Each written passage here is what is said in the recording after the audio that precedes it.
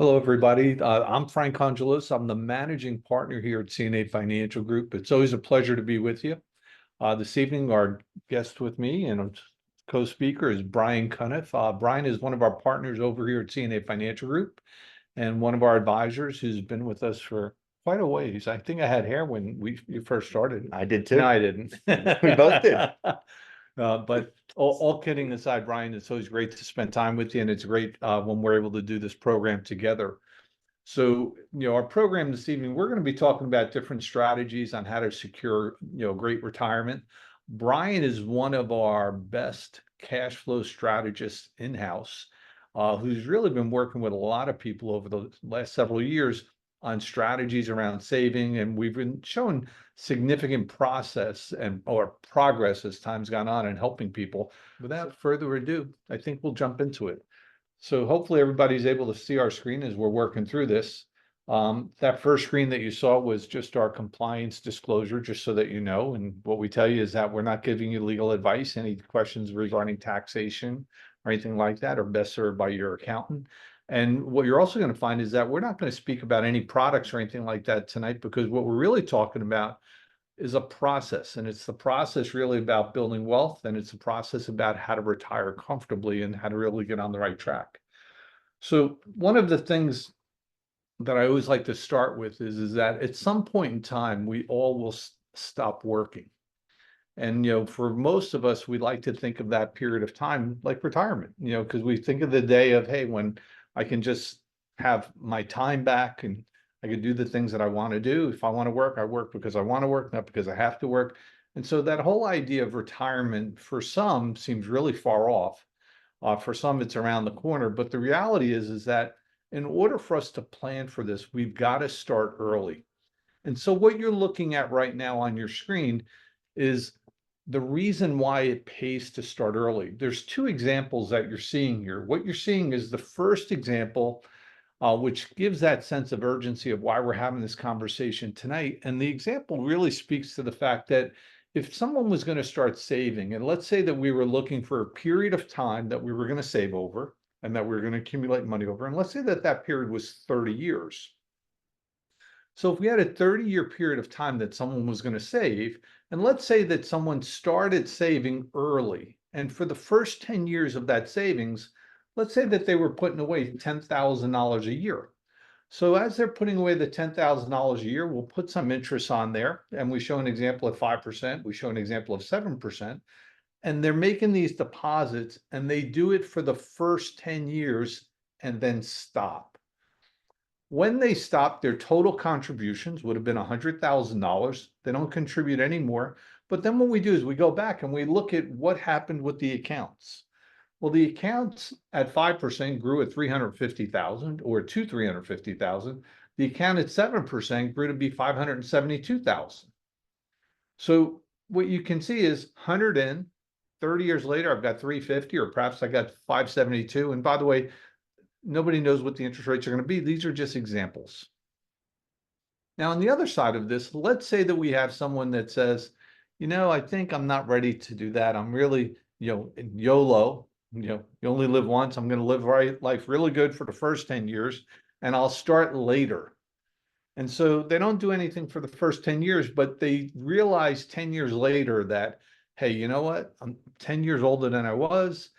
Retirement is now 20 years away. Let me start saving now. And now we're saving 10,000 a year, but we do it for a full 20 years. So effectively, they're going to make double the number of contributions. Instead of 100, they're going to put away 200. They get the same rates of return, 5% or 7%.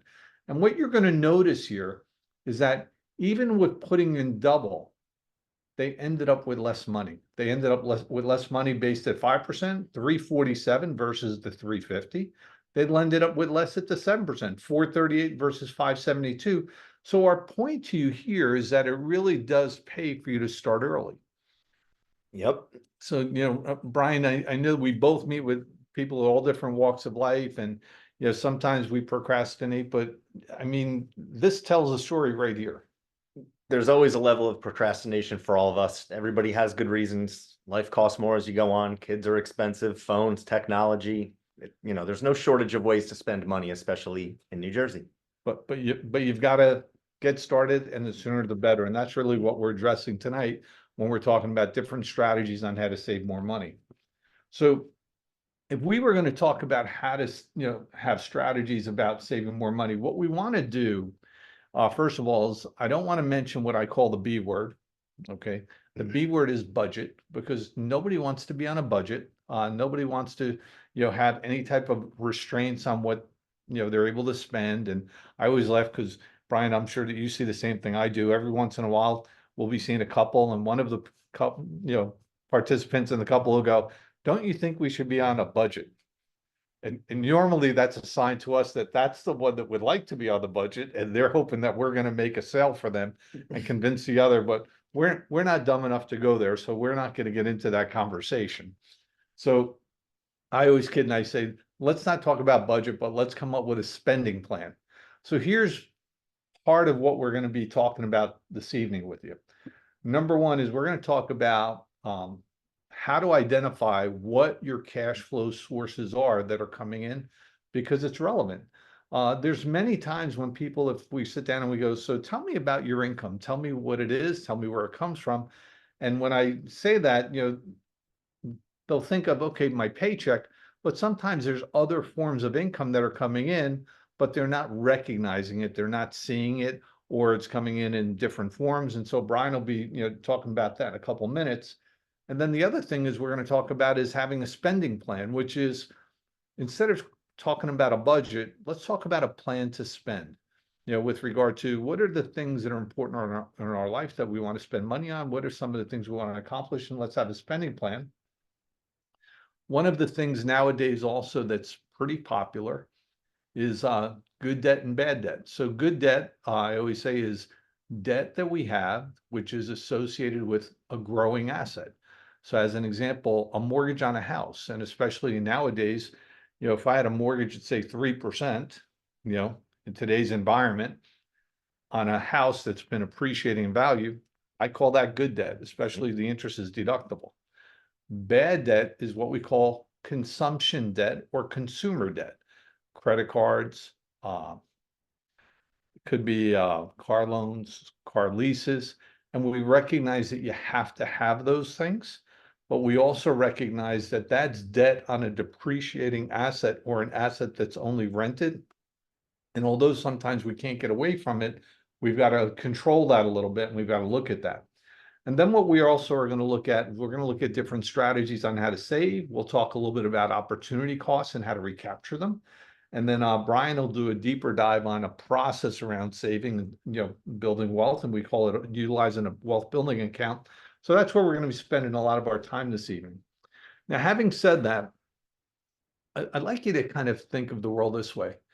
When you walk outside of your home, or you walk outside of our office, or whatever the case might be, we can't help the fact that some days are going to be sunny and hot, some days are going to be rainy and, cold, and that there's different impacts that we're going to have against us and against how our day is and how we travel or whatever. When it comes to our money, there's always different pressures that are on our money. There are different things that are going on, and it restricts your ability to save and to build wealth. And so part of what I'd like you to always understand is, when you're working with an advisor from CNA Financial Group, or we call them sometimes cash flow strategists, what we're really looking to do is to take some of the pressure off of your ability to save and to grow your wealth. So when you think about it, you've got taxes. Every time you earn a dollar, whether that dollar is earned income or passive income, such as interest from a bank or on an investment, there's taxes associated with it. At the end of the year, you're getting a W-2 or a 1099. And so it's like you earned a dollar, the government's, partners for 20, 30, 40, could be as high as 45 cents on a dollar between state and federal taxes. There are also fees built into every single thing that you do. And when I say that, I shouldn't say everything, but most things that we do. Take a look at your cell phone bill. Take a look at any bill that you get, your cable bills or whatever the case might be. They're loaded with fees. And by the way, investments are also sometimes loaded with fees that are not recognized. You know, one of the things is when you have an advisor who acts as a fiduciary, they will typically be very transparent. They're going to show you what the fees are. You're going to see what they are. But there's a lot of times when people own investments, but they're not fiduciaries. And so what that means when they're not fiduciaries, they're not always fully disclosed. People oftentimes will get a semi-annual report, they'll get an annual report, they'll get a prospectus, they'll get things like that. And then, you know, we kid around and some people use it for, you know, kindling for the fireplace for the winter. You know, it's a good way, but most people aren't sitting there reading these books when they come out, but they should be aware of it. The other thing that we have is for most major purchases that we have in our life, there's always interest charges with those. And when I say that is most people or many people don't go out and buy a house for cash. Many people don't go out and buy their car for cash. It's not the typical. So there's interest charges on many things that we're doing. And then there's always what I call the opportunity costs. And the opportunity cost basically means this. When I lose a dollar or a dollar is inefficient, not only do I lose that dollar, but I lost the future growth of that dollar of what it might be. So Brian, if we're buddies and you come up to me one day and you go, hey, Frank, can you lend me $10,000? And I go, Brian, I love you. I trust you. Here's the 10,000. And then I don't see him for 10 years. And then he comes back 10 years later and gives me a check for $10,000. And I go, thank you. I didn't know I was going to see the money back. And then I'm Italian. So I would say, where's the VIG? Where's my interest? Where's that AKA opportunity cost? That 10,000 could have been invested for that 10 years and it could have been worth at the end of 10 years, perhaps 20,000 or 15,000. So there's an opportunity cost. There's also an opportunity cost in what we call behavioral finance, which means that sometimes money, behavior-wise, is not always a great feeling. So if we think about it, you know, we like to emotionally spend. We're walking through the mall or whatever the case might be, and we see something, we like it. We didn't really plan on and budget to do it, but we bought it because it made us feel good in the moment. I always kid because I'm Italian and I'll say, Brian, it's like food. You know, it's like, I know I should eat healthy. I know I should exercise, but being Italian is I like food. So what happens is I don't always eat as healthy as I should. And so and it's like behavioral finance is the same thing with money, and investing is the same way, which is when the markets are going up, you know, people are like, hey, put me in, put me in, put me in. And they're buying high. And then the market goes down, oh my gosh, get me out. And so they're doing the opposite of what we should be doing. Instead of buying low and selling high, okay, what we're doing is we're buying high and we're selling low. And that behavioral finance has an opportunity cost that's associated with it. So these are all pressure that's on your money. And especially when we're in the early phase of life, which is when most of you who are watching this are, which is we're in accumulation. And the reality is this, is when we finally retire and we get to the point that we're at the distribution side of life, none of that goes away. You know, people who are retired, they're still buying cars, they're still leasing them, they're still financing them, okay? They're still getting the interest charges. They still have cell phones. They still have cable. They've got all the things going on. And by the way, the behavioral finance, they worry more. And the reason why they worry more is because they don't have any more paychecks coming in. See, it's one thing when you have a paycheck coming in and you're retired and the market goes up, market goes down. I feel like I should be, you know, doing the opposite of what I should be doing. But when you're retired and there's no paycheck coming in and it's going up and down, it's like, oh my gosh, now I'm really afraid. And so you've got a lot of that pressure on what's going on and what's going on cash flow. And so we want to help you to have a better handle on that. So that being the case, let's go to the next thing. And Brian, maybe you can start to talk, you know, to where, you know, different forms of cash are coming from, what people should be doing, and maybe get a little bit into strategy on, you know, what I call what's the magic. So. Yeah, so the magic is certainly not in the products. You know, we talked about, we're not talking about that at all tonight. This is really about process. And I think for most of us, it's about positioning. We're out living life. We're not paying attention to our finances on a day-to-day basis. We're taking a peek at them here and there. And so how you're positioned with your cash flow, I think, is very relevant and very super important towards how much money you'll have later. What we're looking at here is a couple of different sources of money, and I think some of these are obvious. So income comes in. But the key is that if you recognize that your cash flow fluctuates throughout time, and it's not always going to be a steady salary all the time, how do you capture some of the differentiating monies coming in? So what could happen? You could get bonuses, you could get commissions. So there's a few things on here. Social Security taxes are taken out to about 160 something $1,000. When they stop getting taken out after that, you get a bump in your net pay. For some people, they work overtime and get more money. They work more or less hours. You could be a nurse and work night shifts and get a shift differential, right? You could turn your 401k on or off, or increase or decrease how much you're putting in. But if you recognize that your paychecks fluctuate throughout time, and raises certainly cost of living, merit-based, whatever they're going to be, the knowledge that the paycheck fluctuates, I think, can set you up with a positioning of kind of how you go about building the spending plan. And Brian, as I'm listening to you on that, one of the things, when I have conversations with clients and I'll say, hey, you had a great year last year, had high income, when you maxed out your 401k, or you had a great income earning year, and when your Social Security, you hit that wage base, and effectively what happened was, there's FICA, and what happens is we're kicking in 7.65, company kicks in 7.65, and then we hit that number, and all of a sudden that goes down. And I laugh and I'll say, so did you do anything extra with that money? And they look at me and they go, I didn't even know I got extra money. Because what happens is it just went towards consumption. It went towards lifestyle. It wasn't so significant that it was like, oh my, $10,000 hit the account. It was like 50, 100, a few hundred.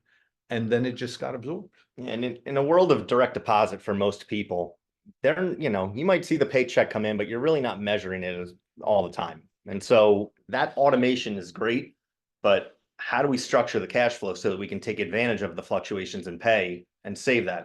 One of the phrases that you coined a long time ago, how do you save more without living less? Reducing those pressures that you were showing earlier, capturing the fluctuations in cash flow. Those are the two key things. It's great insight. So here's the other one that I always find, which is interesting, which is, years ago, and when I say years ago, I'm talking like 2 years ago, in 2021, we would have money in the bank, or we'd have money in a checking account or a money market account, and they were paying us like 0.1%. No. Or basically, there was a period of time when interest rates were negative with, some organizations. Yep. In different countries, and we'd say it's almost like you have to pay them to hold your money. And so when interest rates were really low, it was like, we get a 1099 at the end of the year, which is saying, oh, you earned interest income, but it was like 2 cents. Yep. The world is different today. Okay, so maybe speaking to the fact that we have other forms of income, but sometimes we don't pay attention to it. A lot of that money is sitting in bank accounts now that was earning 0.1. A lot of them are paying 5% now.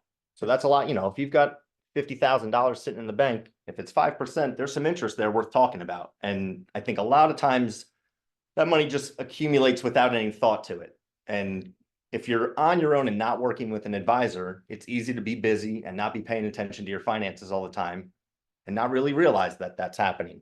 And so I think key is to work with somebody who does pay attention to that for you, kind of gives you the permission slip to go out and just be inactive with your finances and live life.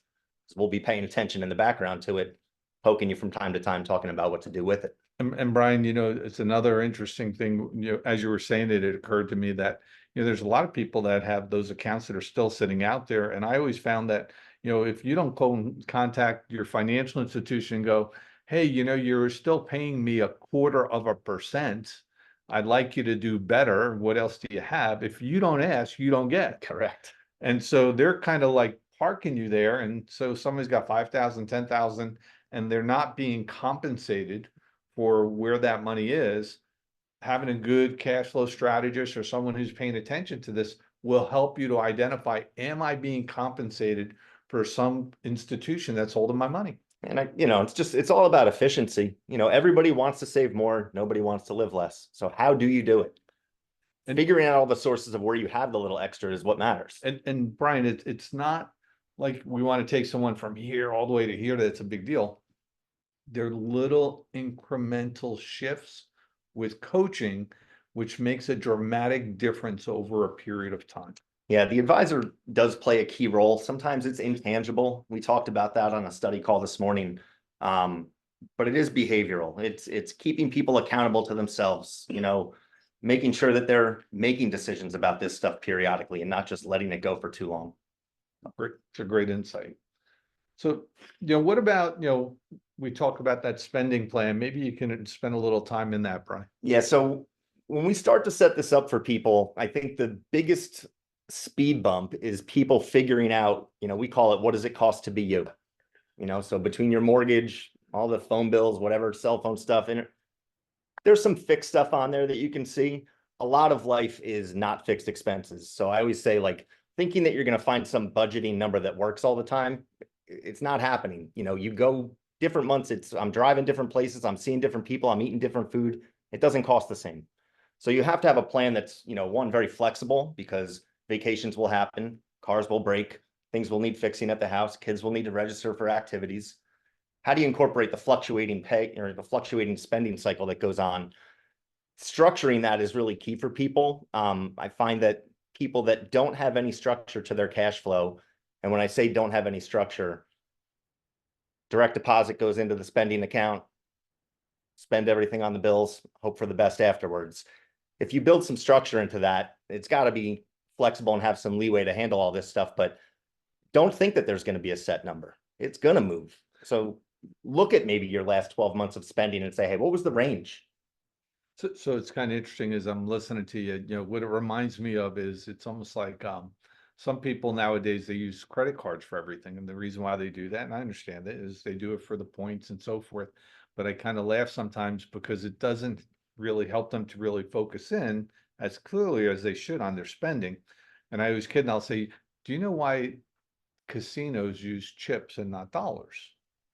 Because when you use dollars, you recognize and you feel it and you see it, and there's psychological impacts there. But when you use chips, it's like fake money. So you'll do more. And credit cards just make it very convenient to do that. So I just kind of tell you, it's kind of interesting like that. And then again, being Italian with my food examples, because again, I do like, good food. I kind of view the world this way, which is being good with finance and cash flow is a little bit like dieting, and nobody wants to diet. And so we're not suggesting that you go on a financial diet. But I can tell you what's interesting is if I were to start to track everything that I put on my menu for eating, and I was writing down every day, what do I eat? What do I do? What do I eat? Just that being conscious of it, all of a sudden I'll start being better. And just by being conscious of what's going on spending, we start to get better. It's like, why are we doing that? I didn't realize we were spending 200 and something dollars a month for cable television, or, it's one of those of all of a sudden you start to realize, why are we doing that? We don't even watch those programs. The key here, we talk a lot about people's income increases throughout time. There's some kind of chart that goes like that throughout time. There's, for whatever reasons it happens, income increases, but very frequently people's expenses go right in line with that. Yep. And so income and expenses are tied to each other. And so how do you disconnect that? At some point, if you think about your dieting example, put yourself on a path where you're going to have a certain amount of calories fed to you. Right. And then you're going to have some fluctuating, on the weekends here and there, spending similar, give yourself a fixed amount of money. And then when things come up, make conscious decisions about, how much you want to give yourself extra. And that's the key word, which is conscious. So yeah, so maybe, we'll talk about conscious for a second. I think the current status that most people have for their financial setup with direct deposit, just going right to their spending account, hoping for the best, that puts you positional wise for being very unconscious with spending. And more important than that is, if you're going to be a saver, you have to do something consciously. You got to log into the bank and do it. You got to walk to the bank and do it. You have to do something. You can't be inactive and save money. If you're inactive, it just stays in your checking account and you'll just spend it. So the flipping around of that is what we try to create with people in building a structure, is like, how do we go from conscious spending or conscious saving to conscious spending? We'll let the saving part be an unconscious thing. That's all in the structure and the process for it. It's a great insight. So, one of the things too is, people do emotional eating. It's like they get nervous, they eat. I do that. But there are people that do emotional spending, which is, when they're down, they're, a little blue, they go shopping, or they just see something and they do, they just do what they're doing. And so what we tell you is, one of the things is, as it relates to spending and have a spending plan, a lot of this is about being conscious of things, being intentional. And I always kid and I say, put yourself a limit, which is, if you're ever walking through a mall that, over a certain dollar amount, you don't do impulsive buying. You have a little bit of a think it over time frame. So if something's over $100 or $200, it's not that you can't buy it, but give yourself a 24-hour think about it. Yep. It's kind of like, if you were at the food store and somebody was handing out puppies, it's like, let's not take the puppy home right away. Let's think about it for 24 hours. And if you thought through what that puppy might mean, you go, we're not going back to that store. Or you might decide afterwards and go, where I was really looking to do that, let's go back and do it. But that gets away from some of that emotional spending. I find that just having a process in place creates the awareness to allow you to think more about those things. It really is about process. There's no magic product out there that'll make you wealthy. It's managing cash flow all throughout time. So Brian, one of the things that we like to talk about is, we're wired and our accounts are wired, with the exception of what we're going to show in a minute, to spend, then save. And if we really want to change somebody's life, or not that we're going to change it, but if all of you want to change your life, we want to change that to save, then spend. And there's a process for doing it. And so, Brian, I'm going to, shift gears and we're going to get into the process. And I'll let you kind of walk people through exactly how the process works, because it's, by the way, not a big shift. It's like a 1 degree shift. It's not like, oh my, this is so different. It's a slight shift, but it's a dramatic difference, which we're going to share with you in a minute. Yeah, this is not the rocket science portion of the program. If you think about what most people do, most people get direct deposit. Where does it go? It goes right into your checking account. If you're honest with yourself, checking account's a fancy word for spending account. Money goes there to get spent. We live our life kind of based on how much money is in there. So if we earn money, first thing that happens, we might do a 401k contribution before taxes, but the government comes in and takes their money out. We might buy some 401k, some health insurance, group benefits, things like that. And then if you think about where your money goes next, it's net pay on the paycheck, but where does it get deposited to? If you're automating it right to your spending account first, that's one way of doing things. What will happen is you'll go pay all the bills. Hopefully there will be some money left at the end. And even more hopefully, you'll remember to do something with it besides leave it in checking. I think so. If money's in checking, it's getting spent. I say we eat it all the time. The key change here is this: stop direct depositing 100% of your income to your spending account. That sounds dramatic. If you say that out loud, you realize, like, why would I send all of my income to my spending account first? It's not the first best move. So positioning. But it is the automatic. HR says, give me your bank account. We'll get you set up for direct deposit. What do we all do? Here's my checking account. That's it. That's, And by the way, that happens when somebody first starts their first job, and every career decision thereafter, they don't change that. And so we're going to tell you to make a slight change. It really is a slight change. So, we talk about pay yourself first, save then spend. How do you do that? Pay a different account first. We build a wealth building account here. It's not intended to be a growth account. It's really for structure. It's there to be kind of like the catcher's mitt that catches all the income before we decide where to throw it all. So have an account that's not tied to all your bills, get the income first, redirect some money from that. And this is where we talked a little bit earlier about a fixed outflow. Have a fixed amount of money go from that account into your spending account. And now you've created your own payroll stream where you have a fixed amount, a general payroll amount that's going. Any fluctuations in pay will stay in that first account and not get force fed out. So Brian, if I'm hearing what you're saying, just as a very simple example, someone has $100,000 that's coming through. Okay. If they were consuming $100,000, the 100 would go through the first way, the same way it would go through the second way. Okay. There really would be no net effect difference. However, every time there's a little bit more that comes in because of overtime, 401ks, Social Security, or pay increases, that extra is not what's flowing through. That's what's getting caught in that wealth building account. Correct. Think about, having a sifter.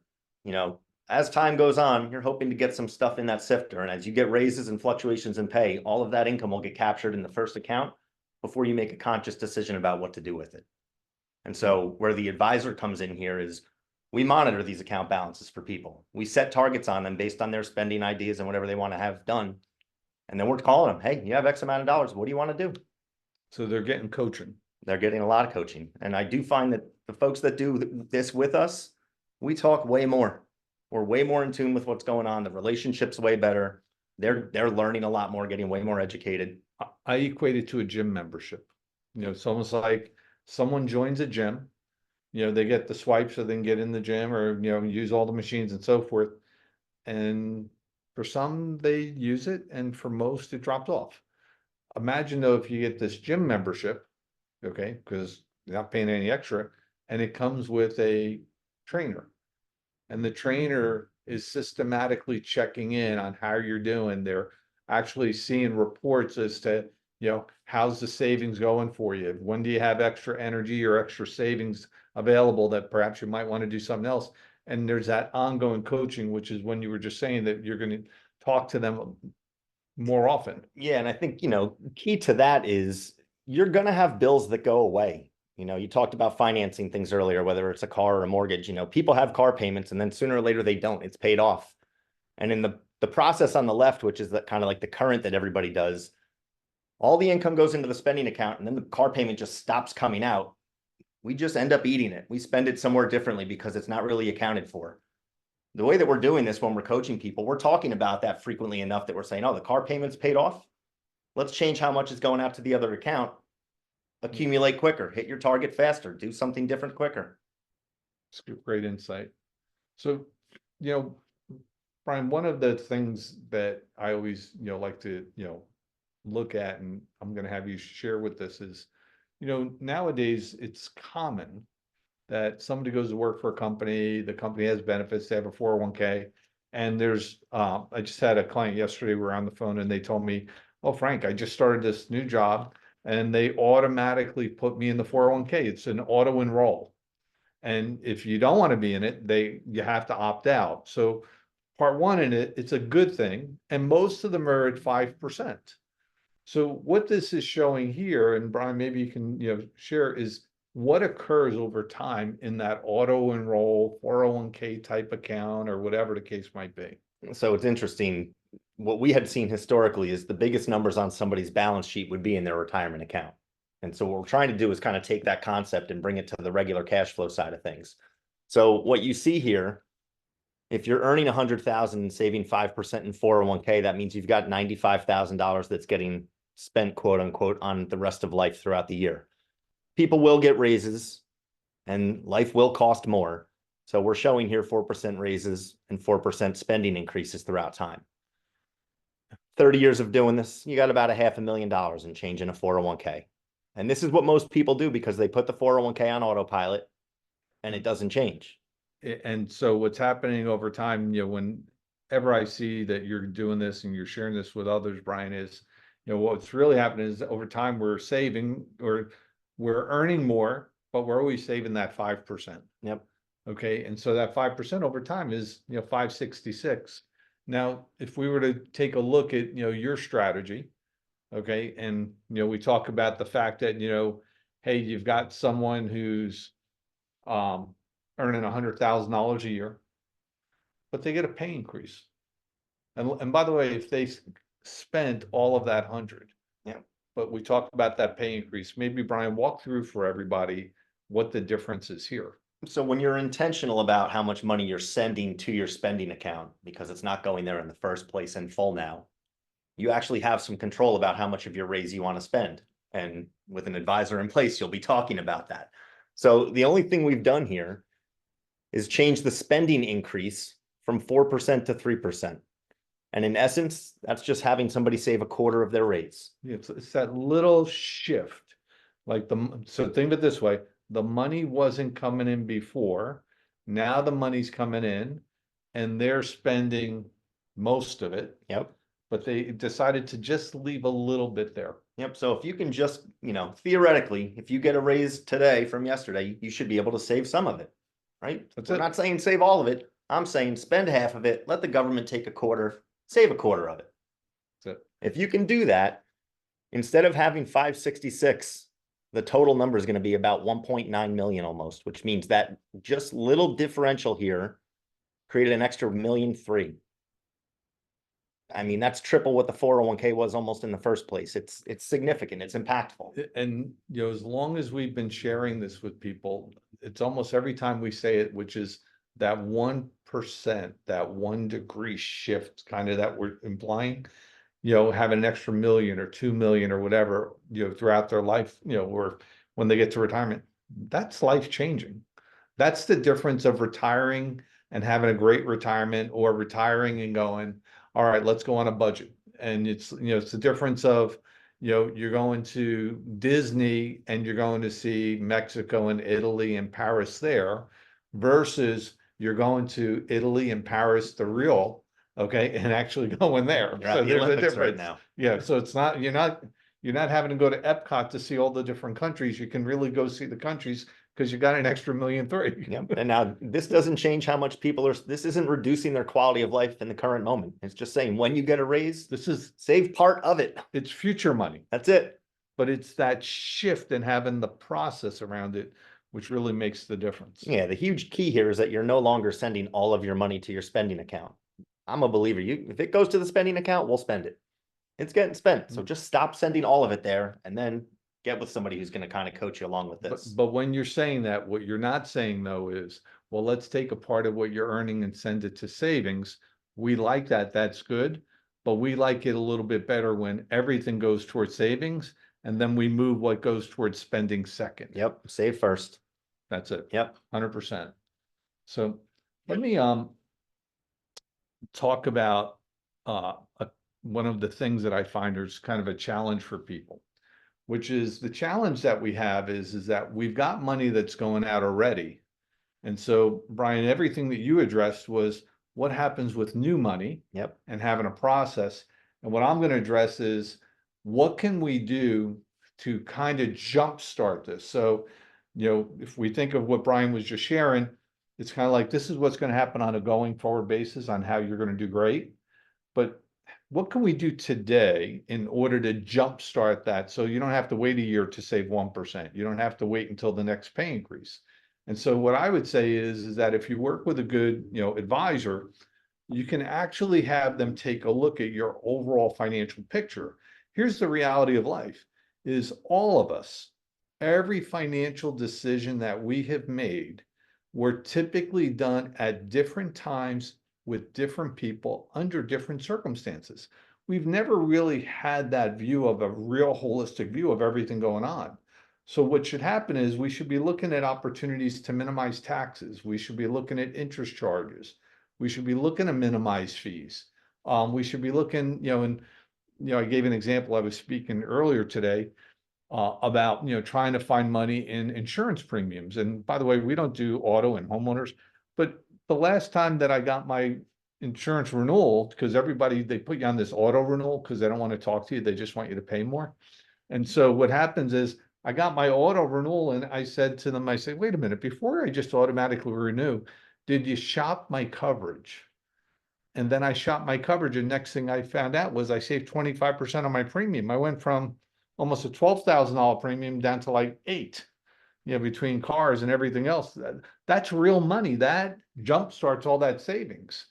And then the other one is many people, unfortunately, have not had an opportunity to get totally away from debt, whether it's college loans or whether it's credit cards. So we're going to address some of that, because if we can get rid of that, not only do we save that money, but we also get all of the future interest on the money that we save. We call it an opportunity cost. I think, you know, for a lot of people, if you do have debt, it's hard to think about getting forward when you have something behind you. And It's like getting rid running, of that debt like, lets you clear the slate. it's like running with a backpack full of rock. Yep. You know, it's heavy. Yep. So here's one of the things that we talk about with regard to getting rid of bad debt. And by the way, there's some psychological challenges that some of us have with this, which is sometimes we like having money in the bank because it's like, I call it what if, you know, so the what if money, like, What if I just had this call today, literally, one of my air conditioning units have to be replaced. So what if the air conditioner breaks? What if this happens or that happens, or I need, tires on the car? And that what if has a price to pay when you've got credit card debt out there at 18, 20, 25%, and I've got money sitting in the bank at 2. And I go, what if? And so you can eliminate high interest rate debt with low rate savings. Only pay for expensive money if I need expensive money, take low interest rate money and pay off that. I think, that's a mental thing for a lot of people, thinking if I don't have the cash in the bank, I don't have it. Right. If you pay off the credit card, you now have available credit. You can But go in the back and get it interim of only if you need it. Yeah, in the interim of something bad happening and needing the credit, you're not getting charged 18, 22, 25%. And by the way, you can, with what you don't have to pay anymore, you can now replenish that account pretty quickly. Yep. So that's the one. The other one is there's lots of opportunities to get refinanced on some of this to lower rates. I've seen clients that have mastered, flipping credit cards, getting to the lower and lower rate cards to eliminate all that. Yep. So I think that that's great. And then the other one that I think is really wonderful, I like interfamily financing. I like, when you've got, mom and dad or somebody and they've got money sitting in a, savings account at 3% or 4%, and they turn around and they say to the kids, we'll make a deal with you. Let's get rid of your credit card debt, not 3 or 4, and I'm not giving you the money. I'm going to charge you 5. So they're getting more interest. I don't think the kids are going to give them a 1099. So it's going to go from taxable to tax-free. Okay. And the kids get rid of all that debt and now they can get on their feet and everybody's happy. So interfamily financing works well. Now, what I tell you is, and a little cheap plug for CNA Financial Group, work with a good advisor who will show you how to document that so that Thanksgiving doesn't get awkward if they forget a payment. So there are things that you could do with regard to writing out the checks for the next 12 months. There are things that you can do, which is have an actual agreement. There's things that you should have that make things much more comfortable, but it's a wonderful way to do things. And we can help you with that. And the other one is pretty common. And again, I'm doing this a long time. I would always get kind of a little surprised when I would see someone. And by the way, when people have credit card debt, it's not one card. They've got 4 cards. They got 5 cards. And so what happens is this one's got this balance, this one's got this. And they try to appease all of them by going, all right, well, the minimum payment here is 25, but I'll send them 100 and I'll send them 100 and I'll send them. And they're doing all that and they're not getting anywhere because they're not getting any paid off. The reality is we kind of use this waterfall example, which is we take the highest interest rate card. And what we do is we take, everybody's going to get a minimum payment, but we're going to take the bulk of the money and pay off the highest one first. Okay. Once that's paid off, we then take whatever was going there to the next one, then to the next one, then to the next one. To eventually, the last card is getting the full payment. So if there are 5 cards getting $100 a month each, that last card, the last day is getting $500 a month. But that waterfall example is the way that you get out of bad debt. Yep. So just a little insight. And then the last thing that I always say is everything that Brian and I have been speaking to you about this evening, there's one critical element that had to happen for this all to take place. And that critical element is your greatest asset, which is your ability to earn, has to continue to function all the way through till retirement, because an interruption in your earnings can set you back for years. So just think of how simple this is. You save 10% of your income for the next 10 years. Effectively, you would have saved a year's worth of income. 10 times 10 is 100% of your income. A 1-year layoff, got laid off, couldn't find anything for a year, can eat up 10 years of savings. So we tell you, make sure that you have adequate reserves. Work with an advisor who'll show you what's an adequate reserve, what to do with it, where those funds should be. And the other one is, if you get sick or hurt, I mean, that effectively is almost worse than death, because if you're sick or hurt, you're here and you're not earning and you're an expense. Still want to go on vacation.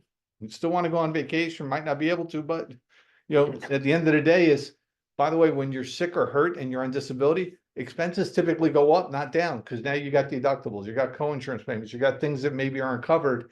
You've got all this going on and you've got no earnings. And to me, that it's bad. So make sure you've got some type of income protection that pays you in the event you get sick or hurt. I don't care if it's your group benefits at work, you work with a good advisor who shows you how to structure those, which ones to pick, what to put in place. You need to do that. And then also what I always point out to people is, hey, if you have people that are dependent upon you, people that love and care for you, and they're dependent upon your income, is if you're not here, your income is still critical to them. And the only way that that gets replaced is through insurance. And I always say, if people don't object to owning insurance, you object to paying for it. Let a good advisor show you how to pay for it so you don't live any differently. They'll find perhaps the money in some other areas of finance so that your cash flow is protected and all of your planning works. And then the last thing I'll point out to you is make sure you have adequate property and casualty insurance. It's interesting is, we live here at the Jersey Shore. Every once in a while we get some, crappy weather. That's not the time to go and check if your property and casualty coverage covers wind or flooding. After the event, or when it's about to happen, nobody wants to give it to you. You've got to do your work in advance. Yep. So, Brian, anything else that you'd like to, add before we, log out with everybody tonight? I think, maybe the most important thing about all of this is, how much does it cost to get started with all of this? It doesn't. I hope everybody paid attention to that, which is, it's like anything else. It's like, to sit down with one of our advisors, have a conversation, take a look at what's available. Wealth building account doesn't cost anything to put in place. So there's really no reason why you shouldn't be sitting down with someone, taking a look at what can be done. And by the way, people you love and care about need to know that this exists, that this is available to help them. So, having said that, Brian, anything else before we wrap up? That's it, Frank. So for all of you that have been with us this evening, it's been a pleasure to spend time with you. We hope that you'll share this information with others. Again, this is Brian Cunniff, one of our partners here at CNA Financial Group. I'm Frank Congilose, the managing partner here. We look forward to seeing you next month on our next topic. Have a great evening.